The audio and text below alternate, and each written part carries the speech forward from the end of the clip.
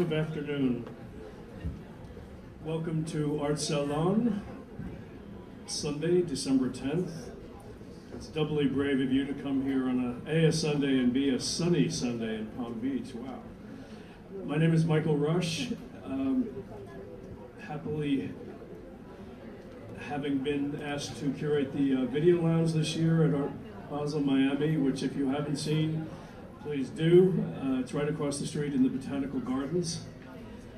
Today I'm in conversation, most happily, with John Hanhardt, who is the senior curator, adjunct consulting senior curator of film and media at the Smithsonian now, having been at the Guggenheim for many years before that, and the Whitney Museum of American Art before that, and clearly, in a very strong sense, the father of video and film studies in the United States, to whom we all owe a great debt. John, welcome to you. And I also want to welcome to the table two gentlemen who are part of at least four people here today from a group called Perpetual Art Machine. I've asked them to join us, Lee Wells to my left, and Adam Miller to his left, and Arron Miller, I'm sorry. And Rafaela Shirley's in the front row, and Chris Burkowski in the front row, all founding members, I believe, of Perpetual Art Machine. If there is any movement or group of artists who have inherited the mantle of Nam June Paik, it is this group, although of course they're doing their own thing, but we want to hear that artistic voice today about not only their debt, but their living homage, in a sense, to Nam June Paik. So, John Hanhardt, I want to toss the ball to you first. Just so you know, in a second, if it's not here now, we have a minimalist piece of Nam June's called Cinema Metaphysique, playing behind us for atmosphere. We revere Nam June, we recall him, and we honor him. John, as someone who has thought more about him and knew him better than probably anybody, tell us about Nam June Paik. Your initial, he's the son of a textile manufacturer. His life passed from Asia into Europe, into the US, and he's known now as the father of video art. Who was this person? Well, Michael, first of all, I want to... Are we on? Are we all on? As soon as you become a performance. Right. Well, thanks, Michael. I want to say, first of all, I'm thrilled to be here and delighted to see the representation again at the Basel Art Fair of Nam June Paik, and to be on this panel together with Lee and Aaron and a new generation of Raphael and Chris in the audience, to be together with a new generation, because I think in talking about Nam June is to talk about issues that are really current today. And to pick up on Michael's open-ended question, I mean, it's a huge story. But let me just say that what is extraordinary about Nam June's life is that I think, first of all, as Michael said, he's really a global artist. And we talk about globalism today, and the trajectory of his career, his life, and it's a heroic one. I mean, think of what this individual did. Born in 1932 in Seoul, Korea. He had an early interest in music. And I think music and its relationship to video is a very important thing. And he went to then study at the University of Tokyo, modernist Western music. He did his thesis on Arnold Schoenberg.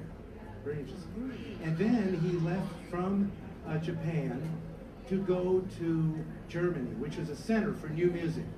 New music in terms of new instruments, computers, the new technologies, and a whole new attitude toward music and performance. He settled there, became a part of Fluxus, this avant-garde movement, and really challenged the very idea of the musical instrument and the very idea of performance. John, what is the relationship, if you don't mind getting specific, between music and video?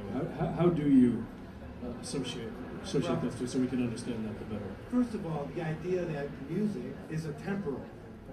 I mean, it unfolds in time, as does the electronic video image. And Nam June's interest in changing the musical instrument he created these prepared pianos, which covered the whole piano inside and outside, created new sounds. He smashed violins in performances. He turned pianos over and attacked them with axes. I mean, he was trying to say, look, these have different sounds. We don't have to rely on the traditions. We can create a new instrument.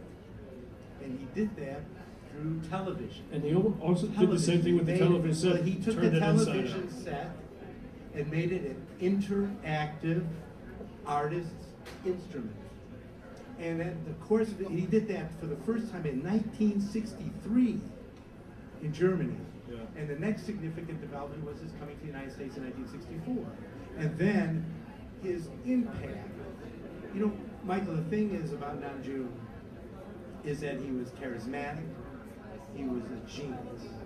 I mean, he wrote, he taught, he impacted on everyone, he supported other artists, and he created this body of work that went from TV programs, satellite television programs, videotapes, to installations of all dimensions and sculptural objects. Arron, I see you shaking your head there, that there's, you relate to these associations. Tell people what Perpetual Art Machine is and how you are related to Nam June. Well, Is that working? I don't think that one's working. The way that I was most closely and originally related to Nam June was from working at the Experimental Television Center, which he still has a pretty strong legacy at. It's in Owego, New York. It's this incredible video production studio.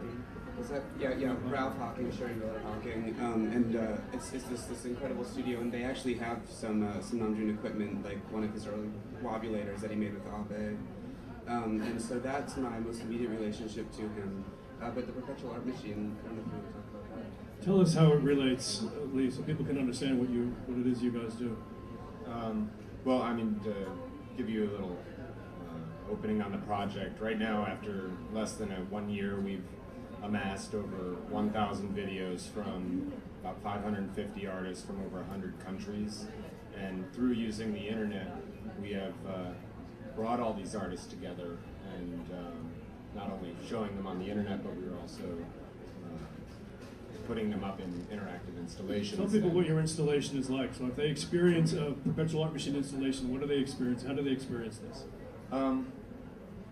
In short, it's you get to choose from 2 touch screens. So there's a console. There's an interactive interface where you can choose from a patch of about 500 keywords. And so, for instance, you should pick red, and it draws from all the videos in the database that might be referenced as red. And then it pulls up to 16 videos onto the second screen, and then you can choose from that and view it in its entirety. Mm-hmm. So, John, this leap to multiplicity of image seems to have originated in so many ways with Nam June and Busto. Tell us about that leap from, if you can, I mean, if you know that when you make a painting and you make an object, a sculpture, even if you were in 1965 where nobody else was, but even if you did make a video, what's that leap to multiple screens or multiple televisions? What was that moment? What was that transformative action or desire or impulse that led to that multiplicity? That multiplicity really began in '63 with Nam June show at the Gallery Parnell, where he had a room filled with prepared televisions scattered around the floor, and along with his prepared musical instruments. So immediately he saw the idea that there could be multiple images. He then developed that with his video walls, where there would be a room covering the wall with multiple TVs, monitors, and channels of video. The idea that when you think of a painting on a wall, a mural, he wanted to make that move. He wanted to make that pulsate. You know, he... was it related to painting for him? Or? Well, no, it was related to movement. Yeah. It was related to the idea. And, you know, it's so interesting to hear both of the artists talk, because